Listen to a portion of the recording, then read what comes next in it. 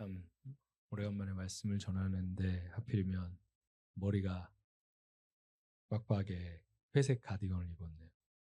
오늘 기윤 형제가 보자마자 이렇게 합장을 해서 인사를 하시. 의도적인 건 아니지만 어떻게 그렇게 됐네요. 생각해 보니까. 일단 여러분들이 그러니까 지금 딱 보니 또 그대로 저희 가족 그대로네요. 너무나도 서로 잘 아니까 죄송합니다. 네, 죄송합니다. 사정을 잘 알아서 그러는데 일단 먼저 좀 칭찬을 해드리고 싶어요. 치열한 삶 속에서 정말 다들 그 삶을 살아내시고 몸도 아프시고 마음도 아프시고 여러 가지 사정이 있는데도 피곤한데도 이 자리에 왔다는 거에 자체에 정말로 칭찬을 해드리고 싶습니다. 너무나도 멋있고 존경스럽고 대견합니다. 그리고 여러분들이 잘 아시다시피 이 자리에 오게 하신 것도 우리 이제 알잖아요. 우리의 힘이 아니라 하나님의 은혜라는 것을 아니까 그 하나님을 또 찬양하면서 한번 시작해 볼게요.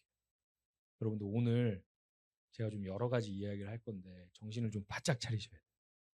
그래서 저를 도와주셔야 돼요. 안 그러면 제가 길을 잃어요. 그러면 이게 어디로 갈지 모르니까 조금 정신을 바짝 차리고 한번 가보도록 하겠습니다. 제가 원래 오늘 말씀을 거듭남이라는 주제로 좀 나누려고 했었어요. 그 한 두세 달 전부터 계속 묵상하고 생각했던 건데 언젠가 또 한번 목사님이 말씀 전하는 시간을 준다, 명령한다.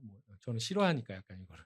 그러니까 그런 기회라고 어떤 얘기를 표현한다면 그날은 이거를 해야 되겠다라고 생각했던 게 있었는데 지난주 화요일 날 그래서 초고를 다 작성을 했었어요.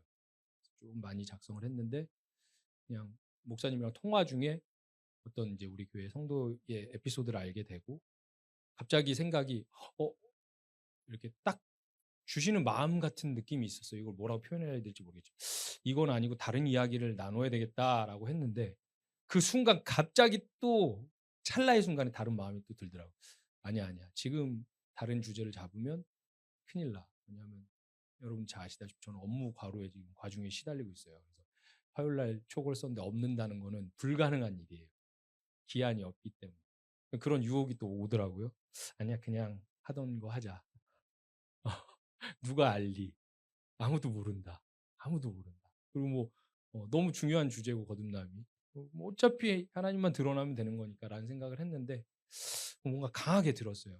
이건 나중에 이야기하자 이런 이야기. 그래가지고 그럼 업자라는 결심을 딱 했는데 너무 신기하게 수요일 날부터 죽음의 레이스가 시작됐어요. 너무 바빴어요. 너무 수목금이. 그래서 퇴근하고 집에 와서 아내가 밥을 차려주면 밥을 먹고 나 너무 몸이 쑤셔서 잠깐만 누울게. 바로 자요. 농부처럼 그 시간에 아침까지. 너무 웃기죠. 금요일까지 아무것도 준비를 못한 거예요. 금요일까지. 그래서 금요일 날 금요 기도회 때도 억지로 버티고 앉아서 같이 기도했는데 그때 이제 성도들이랑 다 나눔을 했는데 이상하게 성도 여러분들이 그 상황이 약간 비슷한 흐름으로 같이 가고 있더라고요. 그 비슷한 흐름 속에 제 상황도 있었고요. 똑같이. 그래서 그래 잘 됐다.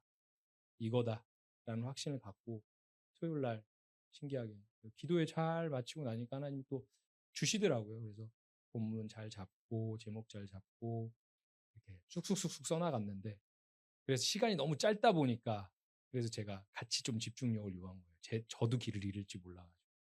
그래서 오늘 제목이 현실이라는 꿈이에요. 제목을 보면 무슨 말씀을 나눌지 이해가 안 가실 수도 있는데 저희가 참 바쁜 이 시간을 살아가잖아요. 특히 더 바쁜 전 세계에서 제일 바쁜 나라 중에 하나인 대한민국. 그 대한민국에서 가장 바쁜 도시인 불이 꺼지지 않는 도시 서울에서 살고 있어요. 저희. 물론 부천, 인천 다 서울이라고 이제는 경기도도 다 서울이에요. 똑같은 문화권이니까. 그래서 이거는 꼭 나눠야 되겠다라는 생각을 해서 오늘 이 본문과 이 제목을 잡았습니다. 사실 이게 제가 아는 비운의 가수가 하나 있어요. 1집 앨범을 내고 뭐지? 소리하는 사람들 입장에서 떡목이라고 하거든요. 소리를 열심히 연습하다가 피를 토해가지고 목이 꺾였다고 얘기를 해요. 목이 안 나와. 떡목이 된 비운의 가수가 하나 있어요. 제가 되게 좋아하는 가수인데 그 가수의 앨범 수록곡이 4곡이 있는데 제가 항상 아침에 출근할 때 시동을 걸고 기도를 하고 바로 그 4곡을 틀어서 돌려서 듣고 간단 말이죠. 그래서 사실 제가 그 일주일에 5번은 들어요. 그래서 이 수록곡 중에 한 곡에 있는 내용인데 사실 그래서 이 내용이 저한테 계속 묵상이 되고 제가 저한테 하는 말이에요. 계속 아침부터. 속지 말자. 그치. 없어질 거일세. 왜 자꾸 속니? 자꾸 저는 속아요. 자꾸 속아요. 썩어질 것에 속고 이 표면적인 것, 겉으로 드러나는 것, 이 만져지는 것에 너무 약하단 말이죠. 그래서 이거는 꼭 나눠야 되겠다. 이 연도를 마무리하는 이 시기에 이걸 나누고 마음을 다잡고 내년에 다시 우리가 시작해야 되겠다라는 마음으로 정했습니다. 한번 시작해보세요. 여러분들 우리가 이 현실이라는 시간을 살아가잖아요. 조금 어려울 수 있어요. 이제 좀 철학적으로 갈 거예요. 현실이 뭐예요, 여러분들? 현실이 뭘까요?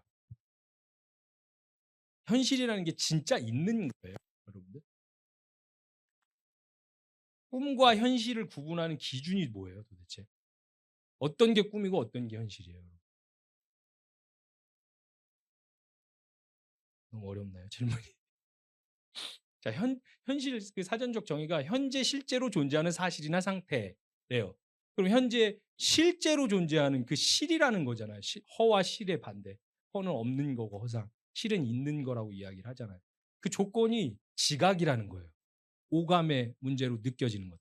맛빠지고 눈으로 보아지고 들리고 그게 그 지각으로 인지되는 걸 현실이라고 한대요.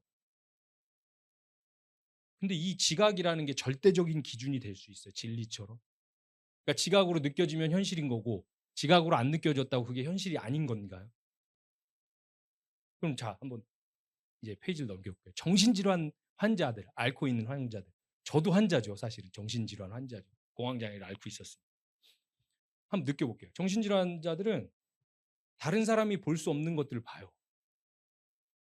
다른 사람이 들을 수 없는 것을 들어요. 그걸 환청이라고 한시라고 하지만 그들에게는 그게 지각으로 느껴져요. 정확하게. 오감으로 느껴지는 거예요. 엄연하게. 인지돼요. 근데 우리가 동의해주지 않기 때문에 그들을 미쳤다고 이야기를 해요. 근데 그들에게는 그거 현실이에요. 그러니까 이 지각이라는 것 자체가 객관적인 진리가 아니라 상대적인 그 뇌에서 해석하는 전자 신호일 뿐이라는 거죠. 지각이라는 게. 그러니까 똑같은 상황이나 사건도 사람들은 다 다르게 지각하고 다르게 해석을 해요. 그러니까 모든 사람들이 본인의 지각의 상태와 정도에 따라서 다른 현실을 살고 있어요. 우리는 지금. 똑같은 현실을 살고 있는 것 같지만.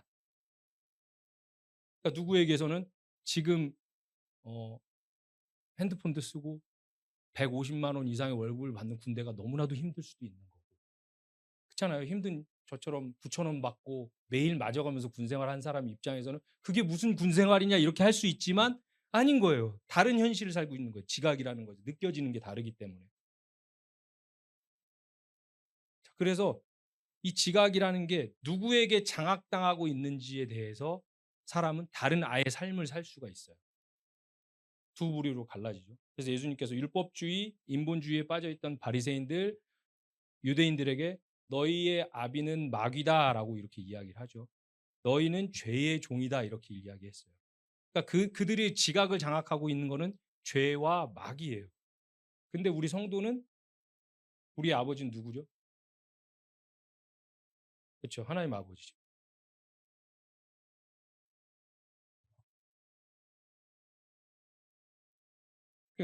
그 유대인과 바리새인과 우리가 지각하는 현실이 완전히 달라져야 된다고 성경이 이야기하는 거예요. 자, 한번 봅시다. 그러면 이 묵시라는 하나님의 세계가 있어요. 성경에서 그걸 묵시라고 얘기해요. 뭐라고 인간의 말로 표현할 수가 없어요. 그 영원이라는 개념을. 우리가 흔히 알고 있는 그 영원의 개념은 시간의 그 직선상의 시간을 이렇게 동그라미로 이어진 개념이잖아요. 시간이 끝이 없다라고 생각하지만 영원은 그런 게 아니에요, 여러분들. 영혼은 시간이 없는 거예요. 공간이 없어요. 하나님은 시간과 공간이 없어요.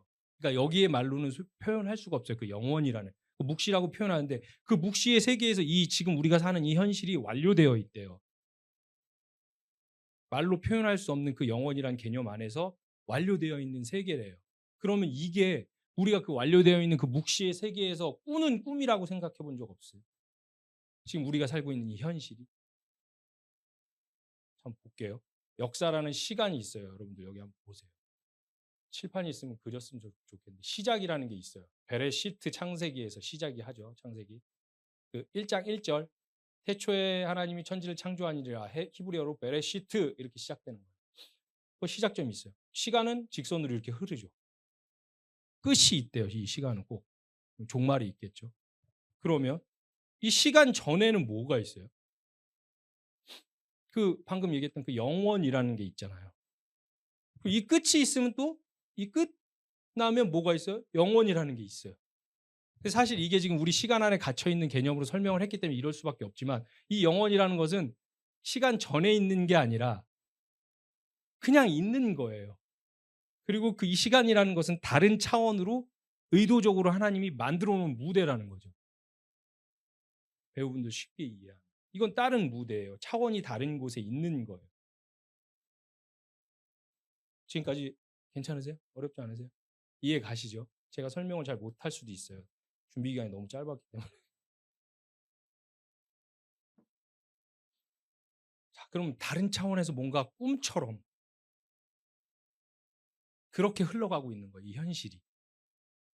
그래서 성경에 보면 창세 전에 우리를 아들로 삼았다. 아들이 되었다고 이렇게 이야기를 해요. 그게 무슨 말이에요? 창세 전에 시간의 흐름처럼 예를 들어서 뭐 목사님이 태어나기 전에 그 칼빈의 예정론처럼 하나님이 목사님의 그 미래를 시간적인 시간으로 미리 보고 택했다는 뜻이 아니에요. 여러분들. 창세전에 목사님의 아들이 되었다는 뜻은 이 시간과 공간과 이 물질 세계를 창조하기 전에 이미 김미리 목사님의 아들됨, 구원됨은 이미 완성이 되어 있는 거예요. 완성된 김미리 목사님 영원에 있다는 거예요. 여러분들. 자, 그럼 영원에 있어요. 저희가 다. 그 영원이라는 하나님 곁에. 근데 지금 이 시간 안에도 우리가 있네요. 그럼 이 시간 안에 우리가 와 있는 동안에는 영원에는 우리가 없나요? 동시에 있는 거예요. 동시에. 자, 이제 조금씩 풀릴 거예요. 이게 도교에서 장자가 이런 꿈을 이거 너무 유명한 얘기에서 다들 아시고 호접지몽이라는 말 들어보셨을 거예요. 나비 꿈을 꾼 장자의 이야기. 어느 날 제자한테 장자가 이랬대요. 내가 어젯밤에 꿈을 꿨는데 나비가 됐다. 근데 너무 날개를 펄럭이고 꽃 사이를 날아다녔는데 기분이 너무 좋았어. 근데 내가 나인 줄 몰랐어. 장자인 줄 몰랐어. 난 나비인 줄 알았어. 꿈에서 나가 인지될 때가 있잖아요. 나는 난데 내가 나비가 됐어라고 인지될 때가 있는데 이 꿈은 그게 아니에요. 내가 누군지 몰라. 내가 사람인지 누군지 모르고 나비라고 생각한 거예요. 그래서 깼는데 성자 그럼 제자 내가 나비였나? 나비가 지금 이 장자를 꿈꾸고 있는 건가? 아니면 장자가 그 나비를 꿈꾸고 있는 건가? 이게 헷갈리기 시작한 거예요. 지금 이 현실이 꿈인 줄 아는 거예요. 이게 도대체 그러니까 뭐가 진짜냐는 거예요. 실제로. 지금 내가 만져지니까 이게 진짜지라고 확실히 이야기를 할 수 있냐는 거예요. 이런 고민을 안 해보셨을 거예요. 저는 조금 철학적인 사람이라서 어릴 때부터 이런 고민을 좀 많이 했었어요. 그래서 성경이 이 세상을 꿈이라고 얘기하는 거예요, 여러분들.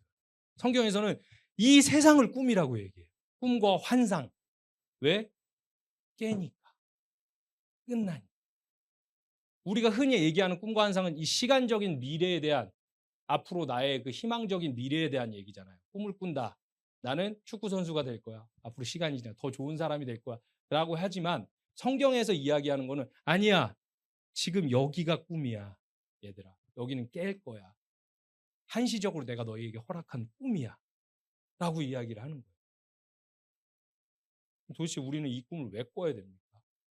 아니면 이 꿈 속에서 뭘 해야 됩니까? 라는 질문이 들 거예요. 여기까지 안 어려우시죠? 우리 성도들은 다 똑똑하셔가지고 저보다 너무 편합니다. 이해 못 가시는 표정을 했으면 제가 너무 어려울 거예요. 제가 막 100% 소화를 지금 못했기 때문에.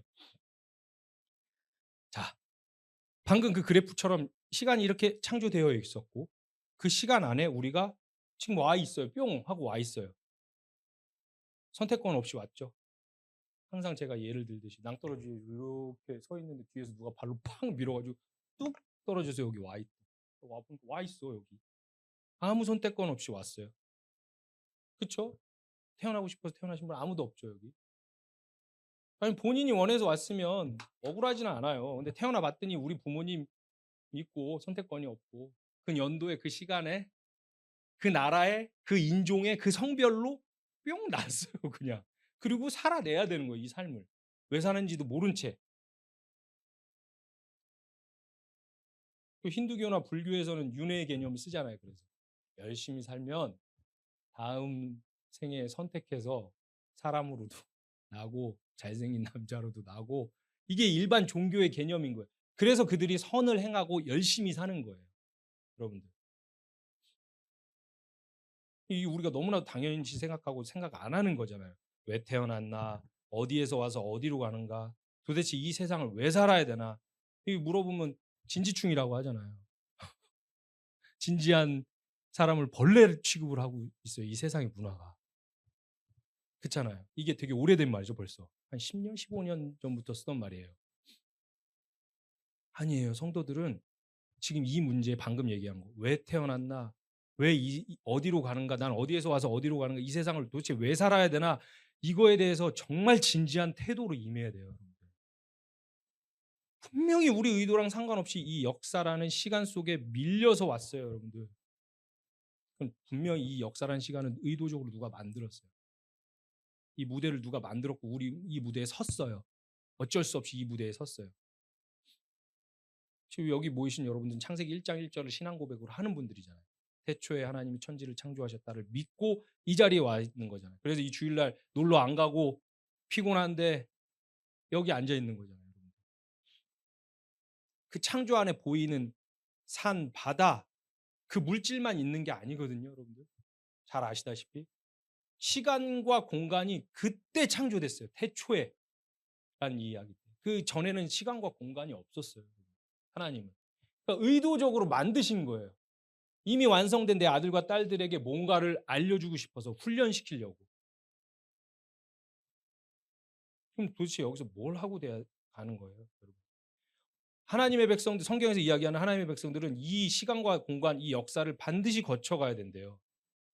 자, 우리 교회에서 항상 우리 목사님과 전도사님들이 이야기하죠.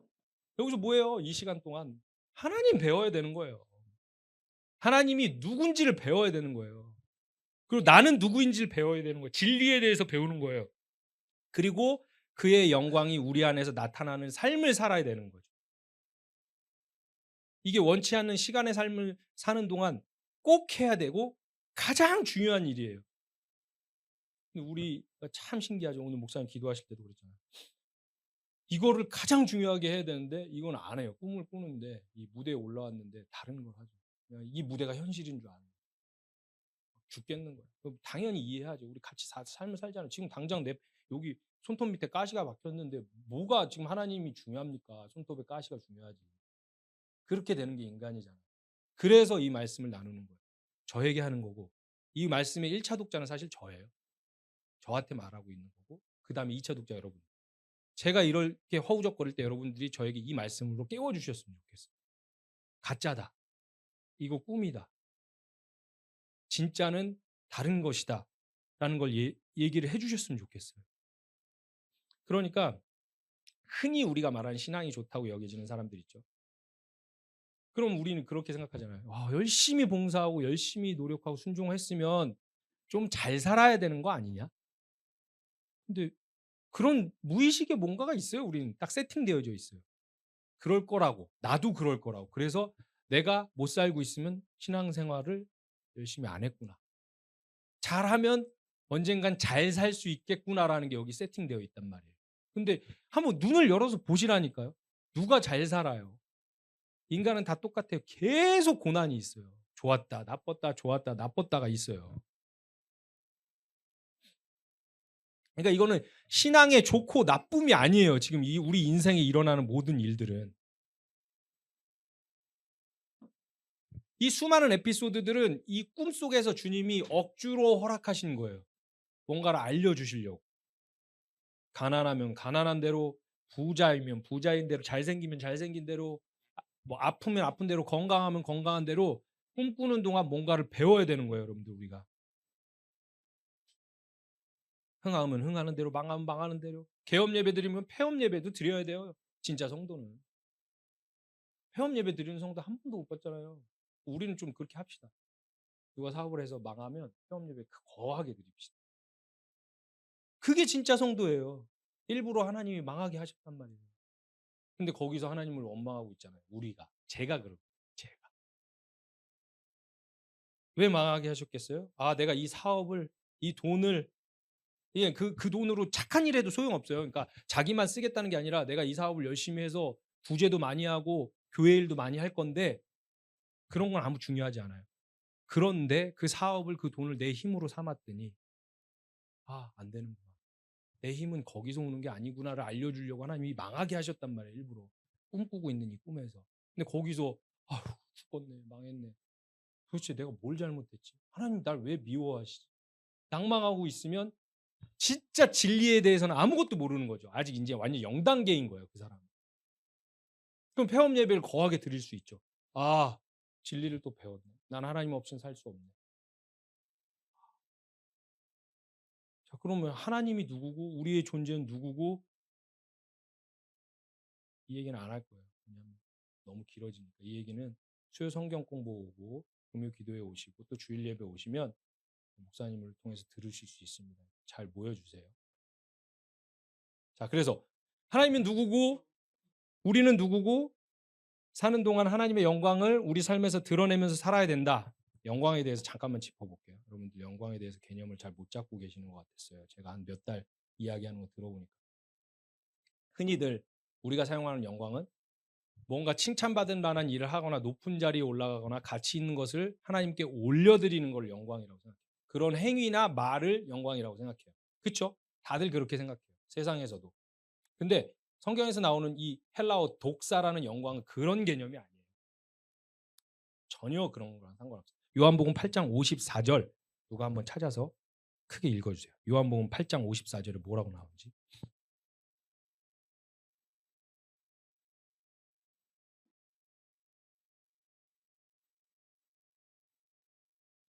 예수께서 대답하셨다. 내가 나를 영광되게 한다면 나의 영광은 헛된 것이다. 나를 영광되게 하시는 분은 나의 아버지시다.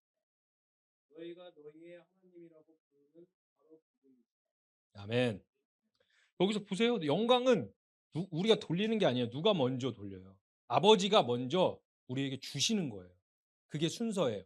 이게 무슨 말이냐면 이제 이 모든 것은 다 진리를 담고 있어요. 이 피조 세계에는 피조 세계 그대로 있어요. 태양이 있고 달이 있죠, 여러분들. 하나님 태양과 달을 왜 만드셨을까요? 발광체와 반사체예요. 그거 알려주시는 거예요. 태양이 먼저 그 빛을 쏴서 달에게 줘야 되는 거예요. 그래야 달에게서 그 태양의 영광이 드러나는 거예요. 달을 보고 밤에 환한 달을 보고 뭘 느껴야 되냐면 우리는 태양이라는 게 있구나라는 걸 느껴야 돼요. 근데 신기하게 우리 죄된 우리는 이 육의 한계에 갇혀서 제가 그렇게 생각해요. 달빛이 참 예쁘네 라고 해요. 달이 스스로 빛을 내나요, 여러분들? 아니에요. 그건 태양에 반사하는 거예요. 그러면 달을 그렇게 만드신 이유는 달을 보고 태양을 보라는 뜻이에요. 근데 우리는 달만 보죠. 손가락으로 이렇게 해서 성인 목사님 가리키면 성인 목사님을 보라고 하는데 죄된 우리는 손가락을 봐요, 항상. 그렇잖아요. 영광이라는 건 그거예요. 그 있는 분이 주시는 것을 발산해내는 거, 반사해내는 거예요. 발광체이신 하나님이 이 피조 세계에서 자신을 드러내시기 위해서 그걸 받아들여서 반사하는 존재들이 필요해요. 그래서 예수님이 먼저 그렇게 하셨잖아요. 나는 말씀이다. 나는 로고스다. 이렇게 하고 왔어요. 그분의 담고 온 그릇이라고 얘기하는 거죠. 그래서 예수님한테 하나님이 계시되는 거예요. 예수님을 보고 그 말씀을 들으면 하나님이 보이는 거예요. 그게 영광이라는 거예요. 하나님이 드러나는 것. 그리고 우리가 하나님이군요. 이게 하나님이군요. 그래서 그 진리를 받아서 그것을 입으로 삶으로 드러내면 또 하나님의 영광이 우리에게서 드러나는 거예요. 그러면 우리에게서 하나님을 볼 수 있다면 예를 들어서 이런 높은 데 올라가서 막 되게 잘 됐어. 흔히 시상식에서 보는 거잖아요. 하나님께 영광 돌립니다. 저 어렸을 때 너무 멋있었어요. 나도 잘 돼서 저 자리 가서 꼭 하나님께 영광을 돌려야지. 근데 커서 보니까 하나님은 하나도 안 돼. 댓글 보면 다 그 사람 멋있다. 신앙 좋다. 영광은 방금 설명해 줬잖아요. 발광체가 반사체를 통해서 그 발광체가 드러나는 거예요. 영광은 누가 받았나요? 돌렸지만 영광을. 하나님이 받았나요? 그 사람이 받는 거예요. 그 사람이. 근데 내가 지금 병에 걸렸고 나쁜데 그 사람을 통해서 우리가 하나님을 보게 되면 그 사람은 하나님께 영광을 돌리게 되는 거예요. 그러니까 가난하던 부자던 높은 곳에서 성공하던 실패하던 모든 사람은 하나님의 영광을 돌릴 수 있는 존재예요. 그거를 너희가 나한테 영광 돌렸네라고 하나님이 하세요. 우리가 뭐 하나님을 영광스럽게 만들어 드리는 게 아니에요, 여러분들. 영광 자체잖아요, 하나님은. 우리가 뭘 만들어 드려요, 도대체? 이 죄인이. 우리가 안 만들어 드리면 하나님이 안 영광을 받습니까? 아니, 영광 자체예요. 그분은 빛 자체예요. 그러니까 우리는 하나님의 말씀 그 위의 것을 깨달아서 우리의 입으로 나타내고 항상 얘기하지. 삶으로 나타내고. 그러면 너희가 나한테 영광을 돌렸다라고 하나님이 하시는 거예요. 뭐 막 잘 돼서 장사 잘 되고 공부 잘해서 막 시험 성공하고 뭐 연예인 높은 데 가서 시상식 가서 하나님 제가 예수님 믿어서 이렇게 잘 돼서 그걸 보여줬어요 세상에. 저 잘했죠? 가 아니에요. 이게 저희가 흔히 생각하는 영광이잖아요. 진짜로 그 본인의 모든 위치에서 하나님을 드러내고 하나님이 누구고 인간이 누구고 그 진리를 드러내면 그게 다 영광이라고 얘기하는 거예요. 그러니까 여러분들 부담 갖지 마세요. 굉장히 잘 되고 훌륭한 사람이 되어야 하나님이 영광 받고 그런 거 아니에요. 아시잖아요. 그런 기독교 없어요. 그런 성경 말씀 없어요, 여러분들. 그게 근거가 된다면 제자들은 어떻게 설명할 거예요? 세상의 기준에서 전부 다 잘된 사람이 돼야죠. 하나님의 영광을 돌리려면 그들이. 근데 세상 기준에서 그들이 어떻게 살았어요? 지질이 궁상이잖아요. 지질이 궁상. 너나 믿어라. 그런 예수 너나 믿어라 하겠지. 야, 네 병도 못 고치는데. 네 가난도 해결 못 하는데 그런 예수 너나 믿어라 한단 말이에요, 세상에서는. 근데 그들은 그렇게 살았어요. 그리고 결국엔 단두대에서 다 죽었고요. 어떻게 증명할 거야? 그러면 그들의 그 우리가 흔히 알고 있는 영광이나 그런 것들 개신교 일반 개신교에서 지금 교회에서 계속 이야기하는 것들이 맞다면 어떻게 증명할 거냐? 이런 것 진짜들을. 그리고 우리 신앙 선배 카타콤에서 수백 년간 살았죠. 동굴에서 평균 키가 120cm도 안 됐대요. 아시잖아요, 여러분들. 왜 안 컸겠어요? 햇빛 없지, 더럽지, 병균에 습하지. 90%가 문둥병 환자였대요, 카타콤에서. 그러니까 우리는 그렇다고 쳐. 본인들이 신앙을 지키기 위해서 선택했잖아. 거기서 태어난 내 아들, 그 아들의 아들. 저는 지금 하솜이 제 아들이라고 생각해요. 친아들도 아닌데도 하솜이가 그렇게 살 거라고 생각하면 마음이 찢어져요.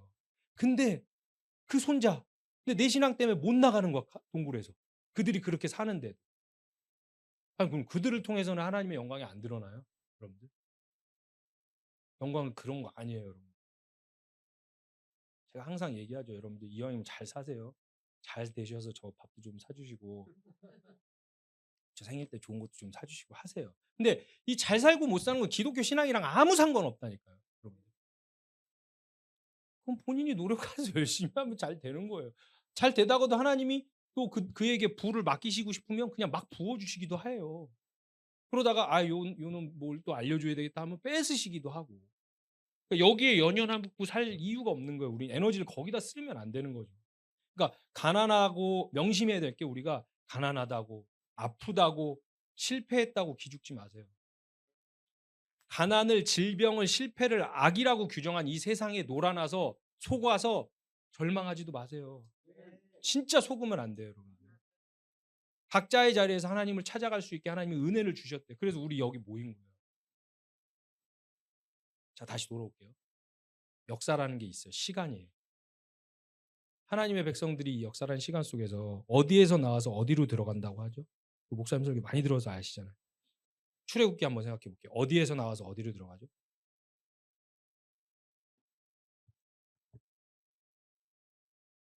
크게 말씀하셨대요. 천천히. 누가 어디에서 나와서 어디로 들어갑니까? 애굽에서 나와서 가나안, 그쵸? 애굽이라는 세상에서 나와서 광야라는 곳을 거쳐서 가나안이라는 하나님 나라로 들어가죠. 약속의 땅으로. 근데 이 성경에서 이 거치는 이 광야를, 이 인생을 광야라고 이야기해요. 이 인생을 광야래요. 우리가 지금 이 꾸는 꿈이 광야래요. 근데 이 광야를 또 스데반 집사님은 교회라고 이야기해요. 사도행전을 보면. 그럼 지금 우리는 교회에 있는 거예요. 이 하나님의 모임들, 이 교회 광야에서 뭘 합니까, 여러분들? 애굽에서 나온 1세대가 다 어떻게 됐죠? 죽었어요. 광야에서 죽었어요. 그럼 여기에 누가 들어갔어요? 2세대가 들어갔죠. 약속한 땅에. 그 2세대를 성경에서 광야에서 난 자라고 이야기를 하죠. 광야에서 태어난 사람들. 그게 거듭난이라는 단어예요. 광야에서 죽고 광야에서 난 자. 교회에서 죽고 교회에서 난 자를 거듭났다고 얘기해요. 자, 사람은 이 세상에 육이라는 것을 입고 한번 나와요, 여러분. 그래서 성경은 그들을 모두 죄인이라고 하죠. 로마서에 의인은 없나니 하나도 없다. 그럼 모두 죄인으로 왔어요. 이 죄인으로 태어났어요. 그 육의 자녀들, 지금 우리를 아래에서 난 자라고 이야기를 해요, 성경에서. 나중에 이 얘기 듣고 한번 복음서 읽어보시면 자주 나올 거예요. 예수님이 자주 하시는 말이에요. 너희는 아래에서 났고 나는 위에서 왔어. 그럼 이제 저 어렸을 때 그냥 읽으면 난 땅에서 태어났으니까 아래에서 왔고 하나님 하늘에서 와서 그냥 그렇게 1차원적으로 생각했단 말이에요. 예수님 자주 하는 말이에요. 그러니까 이게 표면적인 땅과 하늘을 이야기하는 게 아니죠, 여러분들. 창세기 보시면 궁창 위의 물과 궁창 아래의 물을 두 개를 만들어요, 하나님이. 똑같은 물이에요. 의도적으로 설명하고 싶어서 만든 거예요.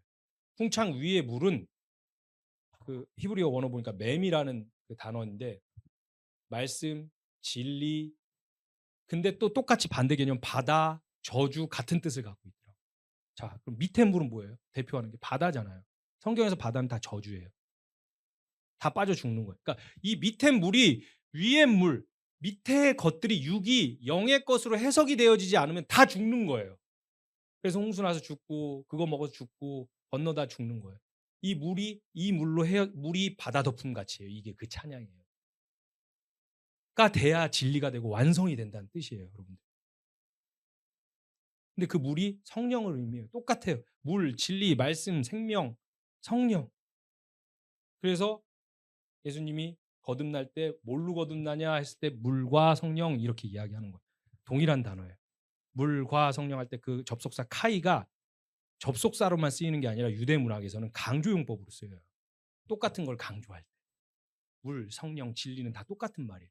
그러니까 결국에는 그 위의 것, 니들이 모르는 그 감지되지 않은 나의 것으로 한 번 더 다시 태어나야지 니네가 사람이 된다는 얘기예요. 육체를 입고 나와서 그 위의 것, 하나님의 말씀으로 다시 태어나지 않으면 너희는 짐승이야 라고 얘기하는 게 성경이에요.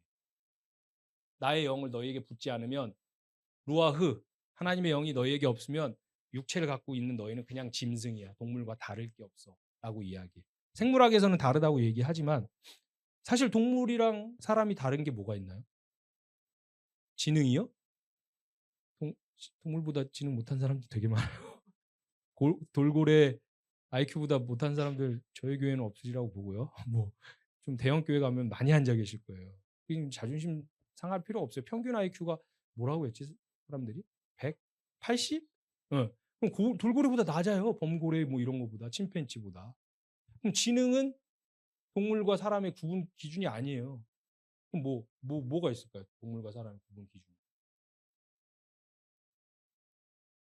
걔네도 언어는 다 있어. 돌고래도 다 초음파로 하고 뭐 학자들이 얘기하는데 범고래는 성폭행도 하고 일부러 괴롭히기도 하고 왕따도 하고 다 한대요. 사람이랑 뭐가 달라요, 그가? 그래서 성경에서 얘기하는 거는 나의 영이 너희에게 부어지지 않으면 너희는 짐승이야라고 얘기하는 거예요. 그럼 여기서 거듭남이라고 이 사실 거듭남은 자세히는 나중에 할 텐데 기회가 오면 잠깐이라도 거론할게요. 준비했던 거예요. 헬라어 아노텐이라는 단어인데 아노라는 어근에서 온 건데 이 아노라는 단어가 위로라는 뜻이에요. 다시라고도 쓰지만 사실은 위로라고 더 많이 써요. 위로 난다는 뜻이에요. 거듭난. 그래서 헬라어에는 위로라 두 개가 있어요. 아노와 에피. 에피는 공간적인 위를 할 때 많이 써요. 에피란 단어. 아노는 탈공간적인 위를 할 때 많이 써요. 그러니까 반드시 아래에서 난 자는 위로 한 번 더 나야 된다고 예수님이 얘기하는 거예요. 그게 존재고 사람이래요, 여러분. 위에 거 뭐예요? 진리예요, 진리. 물과 성령, 진리. 히브리 사람들이 어머니의 자궁을 아래 입이라고 얘기해요. 아래 입. 그러니까 사람은 두 번 날 수 있죠. 1번 어머니 자궁으로 한 번 나오고 그 육으로. 그다음에 두 번째 입에서 나오는 말로 한 번 더 나와요. 이게 무슨 개념이냐면 아이를 우리가 지금 여기 지금 아이를 갖고 계신 우리 부모님 계신데 우리도 낳아서 빨리 그걸 경험했으면 좋겠어요.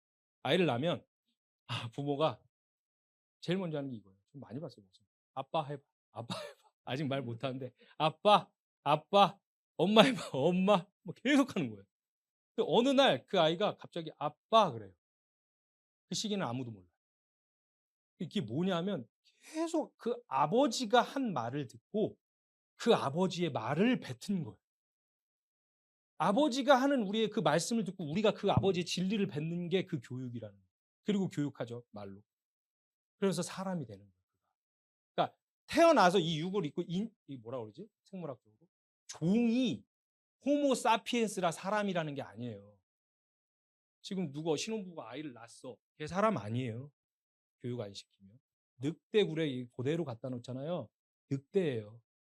아시잖아요. 타잔, 모글리 이게 그냥 설정상 있는 일이 아니라 실제로 그렇게 돼요. 사람은. 늑대랑 똑같이 행동하고 똑같이 커요. 그러니까 사람과 구분이 없는 거예요. 교육을 해서 사람을 만드는 거예요. 교육이라는 게 말로 하잖아요. 말로 사람을 만드는 거예요. 그래서 사람이 되는 거예요. 그러니까 결국에는 우리가 아래에서 난 이 사람들은 어떤 말, 진리의 말이 필요해요. 반드시. 그래서 그 하나님의 진리를 계속 듣고 깨달아서 내가 아버지의 말을 할 수 있게 되는구나. 복음을 알고 복음을 전할 수 있고 복음을 살아낼 수 있구나. 하나님은 그거를 받으시는구나. 나의 어줍지 않은 열심을 받는 게 아니라 그거 받으시는구나 라고 안다면 깨달았다면 성경에서 그거를 그의 육이 이게 바울이 이야기하는 논리예요. 광야에서 죽었다고 얘기해요. 순교자. 이게 순교예요, 여러분. 육체적인 순교 무서운 사람들은 힘들 수 있어요. 근데 욱하는 사람들은 할 수 있어요. 그거 독립운동가들은 그냥 하면 죽어요. 사실 그런 사람들 많아요 주위에. 그게 아니라 이 순교는 뭐가 힘드냐면요. 하나님의 말씀이 여러분들이 그 자아를 난도질 들어가서 내 자아가 부정이 된다고요.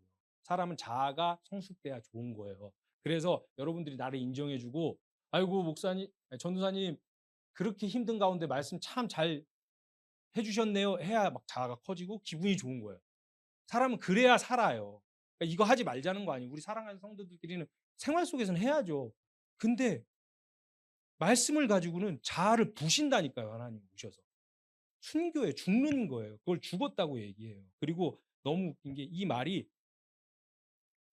무트라는 히브리어 단어예요. 히브리어에서는 죽음을 무트라고 써요. 맴, 타우라고 쓰는데 맴은 진리.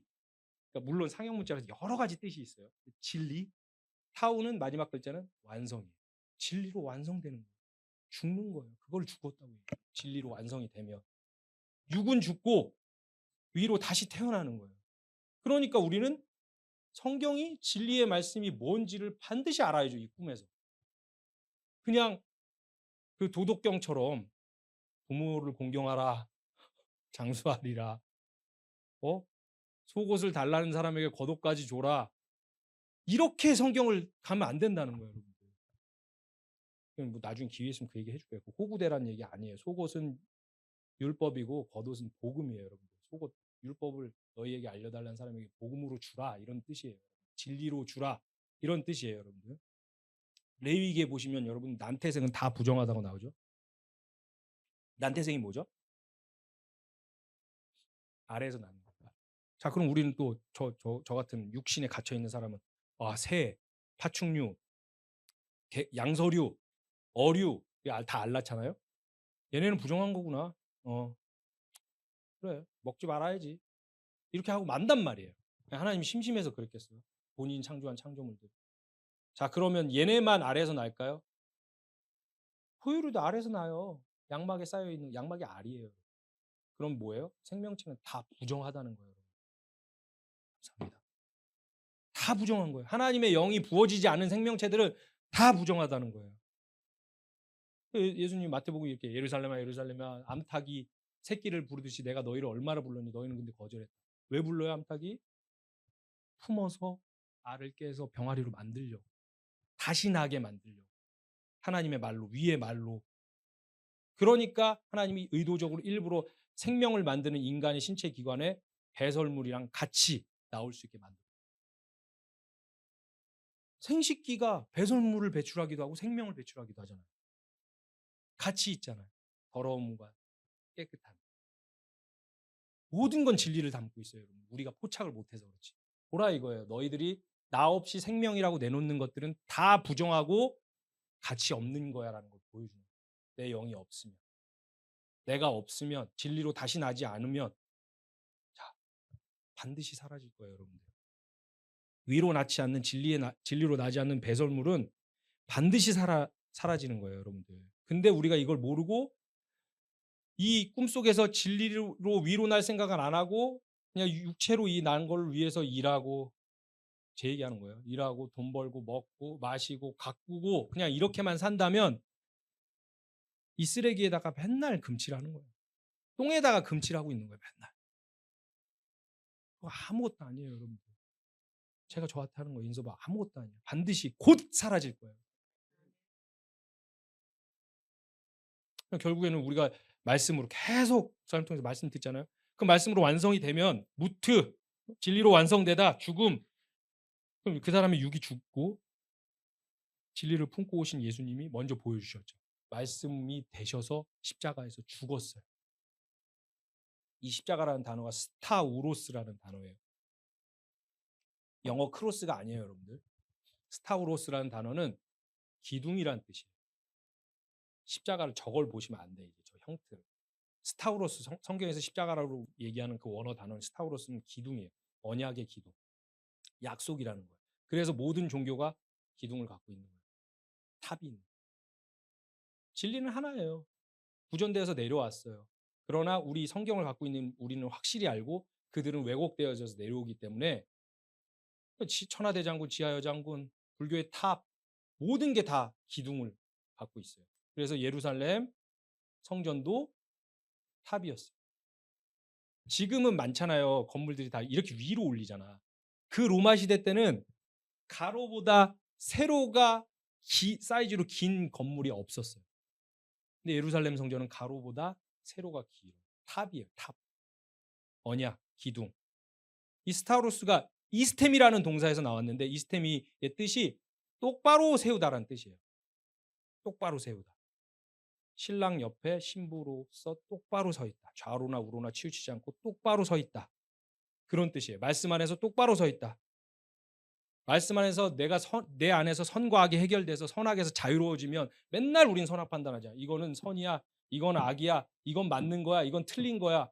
이게 자유로워지면 언약의 성취. 말씀으로 완성된 자, 무트의 죽음을 죽은 자라고 이렇게 부른대요, 성경에.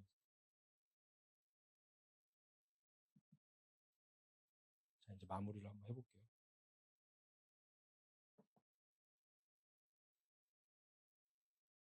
히브리 사람들이 결혼 양식 옛날에 그때 목사님만 안 계셨나? 누가 저희 빠졌을 때 한번 제가 그 영상으로 보여준 적이 있어요. 결혼 풍습에 대해서. 되게 중요한 영상이에요. 히브리 결혼 양식 풍습이 그냥 남자 여자가 이제 결혼하기 전에 얼굴 몰라요. 부모님이 정해줘요, 그냥 신부. 얼굴도 몰라. 그리고 7일 동안 잔치를 하고 신랑이 이제 집에 갔다가 아빠가 허락하면 아버지가 허락하면 너무 비슷해요. 이게 이제 하나님이 정해 놓으신. 이제 자기 신부를 데리러 가는데, 그래서 그 신랑이 오기 전까지 신부들이 옷을 입고 있어. 5분 대기조. 그 군대의 5분 대기조처럼 신발도 못 벗고 있어. 언제 올지 모르니까. 전화도 없고. 그러니까 진짜로 그 군인 5분 대기조처럼 옷을 입고 생활하는 거예요. 그 신부 옷을 너무 불편하게. 언제 올지도 모르는데. 계속 그 상태로 사는 거예요. 그러다가 동네에서 막 떠들더라면 신랑이 왔구나 하면 그때 튀어나가는 거죠. 들러리랑 같이 나가요. 그게 열처녀 비유에 나오잖아요. 그러면 신랑이 딱 왔어. 내 신부를 어떻게 알아볼까요? 얼굴도 못 봤는데 열 몇 명의 여자가 이렇게 쭉 서 있어. 그럼 우리 같으면 그러겠죠. 아씨, 저 여자가 제일 예쁘니까 내 신부일 거야. 아니면 저 여자가 옷을 깨끗이 입었으니까 부지런해 보이니까 저런 성실한 여자가 내 신부일 거야. 라고 하겠죠. 하나님 우리처럼 우리 신랑이 오셔서 마지막 때 우리를 그렇게 심판하실 건가요? 아니에요. 하나님이 찾는 건 하나예요. 그 전에 떠나기 전에 결혼 예물을 준단 말이에요. 신부한테. 그리고 알고 있어요. 아무 자격 조건도 없어요. 내가 준 거 있냐? 그게 내 신부야. 그럼 예수님 오셔서 우리에게 그걸 원할 거라고요. 네가 뭐 몇 월 며칠 날 보니까 김민희 목사 잘했네? 못했네?가 아니에요. 너 내가 준 그 예물이 있어? 내가 너한테 부어준 거 있잖아. 성령, 진리. 그거 내놓으실 거야. 그게 내 신부야. 이제 혼인잔치 들어와 할 거라. 저는 그건 잘 모르겠는데요. 이러면 안 된다는 거예요. 이 꿈에서. 그거 배우는 거예요. 그거. 얼마나 감사해요, 여러분들. 본인 준 것만 찾겠다잖아요. 그래서 복음이에요, 여러분들. 기쁜 소식. 그렇게 신랑이 찾아오시는데, 그러니까 신앙생활에 내 자아가 부정당하고 자기 부인의 길을 가는 거예요. 자기 개발, 자기 확장, 자아 성숙 이런 거는 기독교 신앙이랑 아무 상관이 없어요, 여러분들. 열광했잖아요, 옛날에 조엘 오스틴 목사님 와서 막 자기 개발 시키고 막 이러니까. 저희 독일 누나네 독일 갔더니 그 침대 딱 머릿맡에 있더라고요. 긍정의 힘. 누나 이거 재밌어? 좋다는 거예요. 긍정의 힘이 있어요. 심리하고 진짜로 있어요. 긍정적인 말을 하는 건 좋아요. 우리 성도들 사이에서는 그렇게 하는 게 너무 좋아요. 하지만 말씀이 그렇지는 않다는 거예요. 자기 개발 너희들이 가치가 있어서 당신을 사랑받기 위해 태어난 사람으로서 너희들을 내가 잘 이렇게 사랑해주고 율법을 잘 지킬 수 있게 잔소리해주면 너희가 참 좋은 사람이 될 거야라고 성경은 이야기하지 않아요. 그래서 자존심이 상하는 거야. 너희는 쓰레기야. 답이 없어. 노답. 그래서 내가 어쩔 수 없이 죽어야 되는 거야. 복음이에요. 나 죽기 싫었어. 근데 답이 없어 이거밖에. 내가 죽어야 해결이 돼. 복음이에요, 여러분들. 그러니까 얼마나 자존심이 상해. 이걸 받아들이려면. 내가 사형감은 아닌데 내가 무기징역 정도는 돼도 아니면 뭐 내가 한 징역 10년형 정도의 죄인은 돼도 사형감은 아닌데 왜 자꾸 사형감이라고 해서 노답이라고 하지? 이거 받아들이는 게 신앙생활이에요. 막 참고 막 화나는데 내가 참고 뭐 하는 거 뭐 다 좋아요. 해야 되는 건데 그거 신앙생활이 아니야. 이게 제일 힘든 거예요, 세상에서. 나를 부인해야 되잖아. 내가 무너져 내리는 거예요.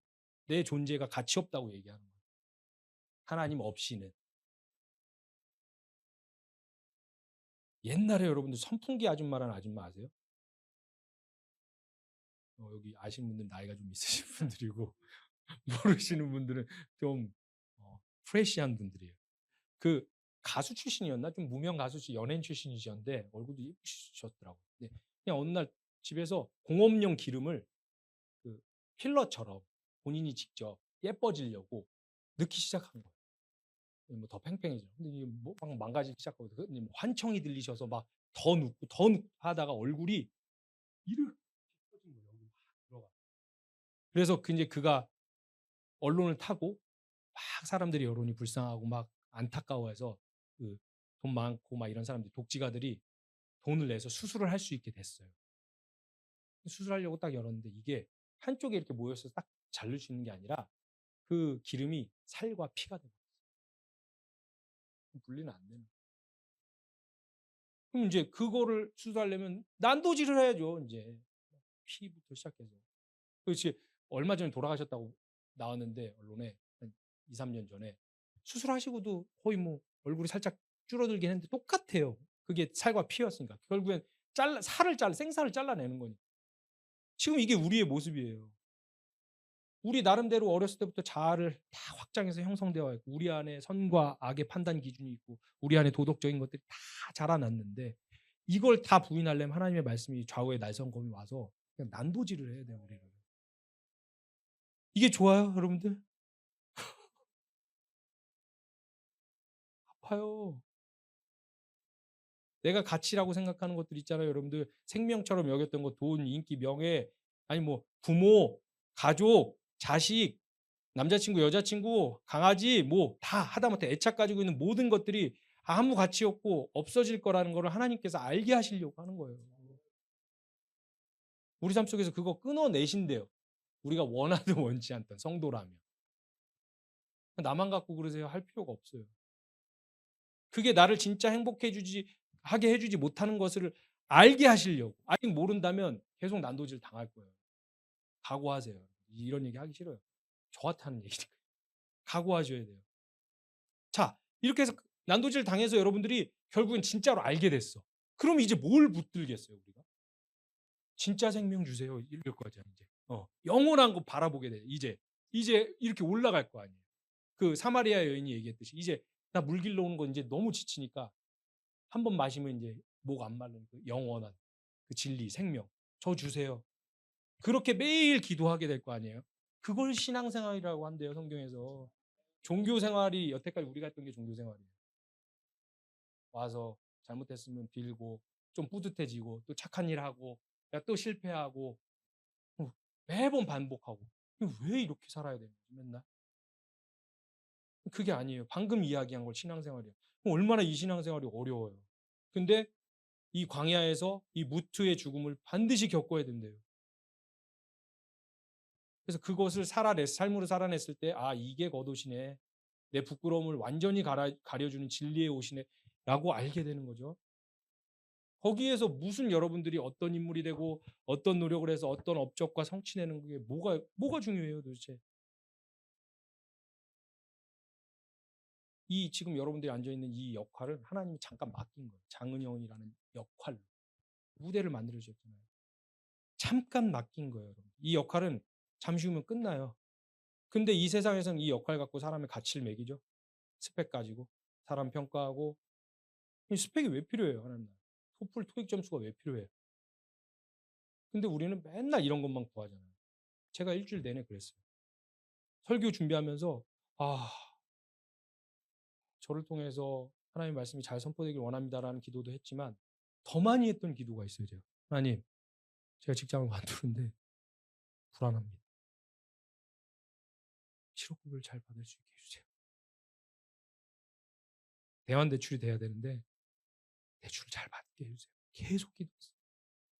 24시간 기도했어요. 여러분들 마음속으로. 그게 인간이에요. 여러분들. 반주 부탁드릴게요. 여기서 또 제가 나이가 나오는데 여러분들 배너라는 영화 아신가요? 아시면 나이 많은 거예요. 아시면 시니어예요. 모르시면 주니어고.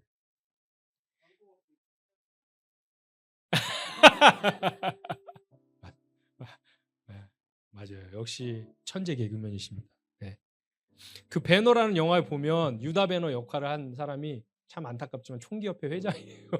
은혜로운 역할 되게 많이 했어요. 10개에서 모세 역할하고 배너에서 유다 배너 역할 했는데 총 팔아먹고 돈 버는 사람 찰턴 헤스턴이라는 분인데 유명한 배우인데 그분이 1964년도에 그 본인의 그 개런티가 60만 불이었대요.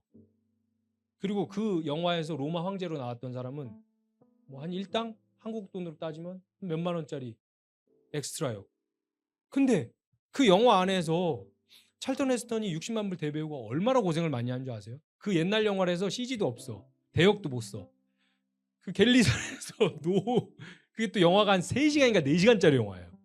노를 엄청 지어요. 노예됐으니까. 노예에서 맞고 굴르고 흙에서 굴르고 진짜 영화지만 여기 배우들 계시죠. 진짜 상처나요. 힘들고. 그렇게 힘든 생활을 해요. 이 황제 로마 황제 뭐 했어요? 포도 먹고 좋은 옷 입고 이랬단 말이에요. 근데 이 영화가 끝나자마자 이 역할이 끝나자마자 어떻게 됐죠? 이 노예는 본래 자리에 돌아가서 60만 불짜리 대배우로 가고 이 엑스트라는 일당 5만 원짜리 잡부로 변하는 거예요. 명심하세요, 여러분들. 이 땅에서 꿈에 불과한 이 세상의 역할에 너무 연연하지 마라. 그 역할 힘들겠지만 한번 즐겨봐요. 아시죠? 제가 그냥 아무것도 모르는데 여러분들 힘든데 그냥 이런 말 하는 거 아닌 거.